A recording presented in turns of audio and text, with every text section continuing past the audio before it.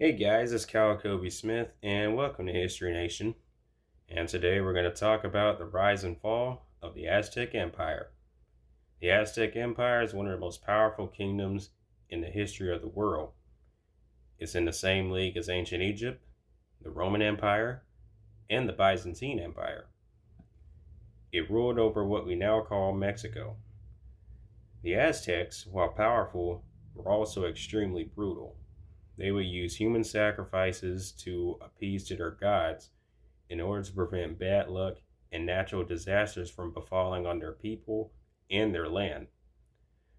And established in the 1300s, the Aztec Empire ruled for nearly a century until they were invaded by Spanish conquistador Hernan Cortez.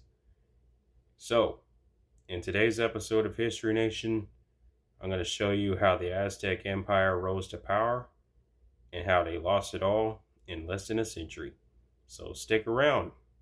Master Mojo is going to show you how it all went down.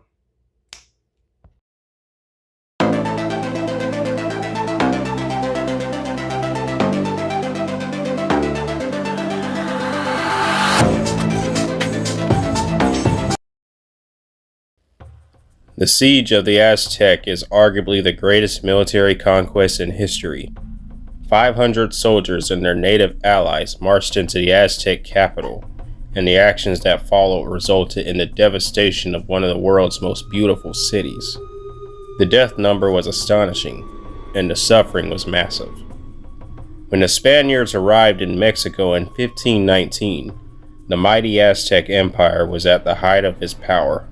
From the capital of Tenochtitlan, the Aztecs controlled much of what is now Mexico and Central America, ruling an estimated 15 million people for nearly a century.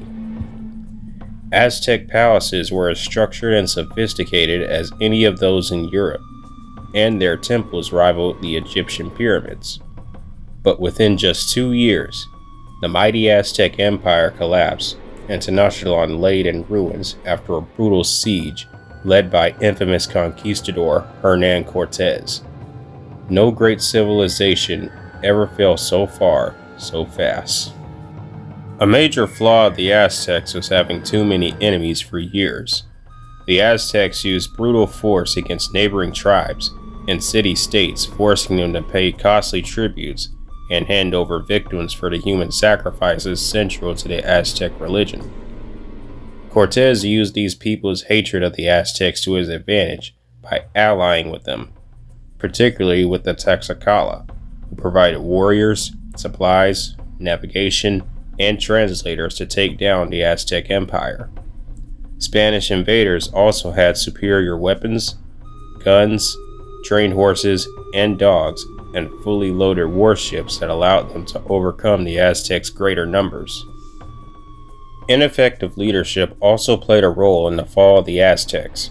Their emperor, Montezuma, believed Cortez might be the bearded Aztec god Quetzalcoatl, who was prophesied to conquer his people and bring universal peace. Seeking to scout the Spanish invaders, Montezuma attempted to keep peace and power by welcoming Cortez into Tenochtitlan and showered him with gifts.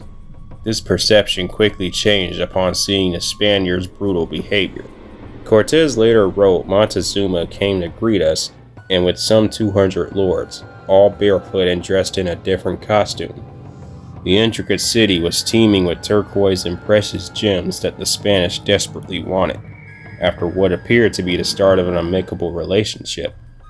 Cortez imprisoned Montezuma in an attempt to gain control of the city and its riches in 1520, and was later killed possibly by his own people. Coalac, Montezuma's cousin, took over the throne, and was determined to eliminate every Spaniard in the city, leading an army that drove the invaders from Tenochtitlan. Isolated Spaniards would be captured by natives to use as human sacrifices. But the Aztecs then confronted another powerful enemy, smallpox, brought aboard by Spanish ships.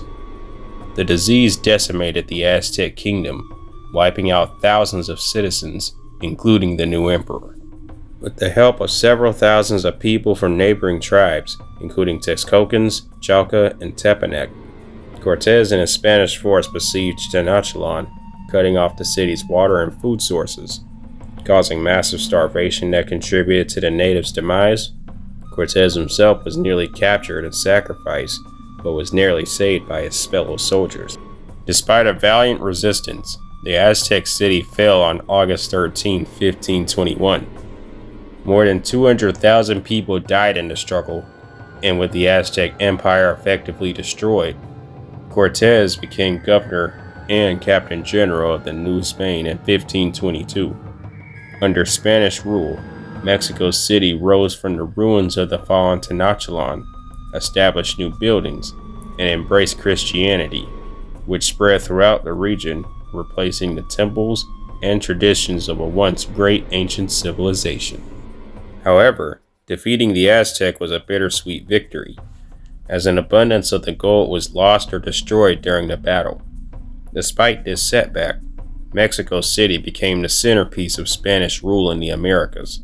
In less than 3 years, a small army of Spaniards, aided by indigenous allies, disease, political agenda, and superior weapons, had overthrown one of the strongest kingdoms in the Americas. And over 500 years later, it stands as one of the biggest conquests in history.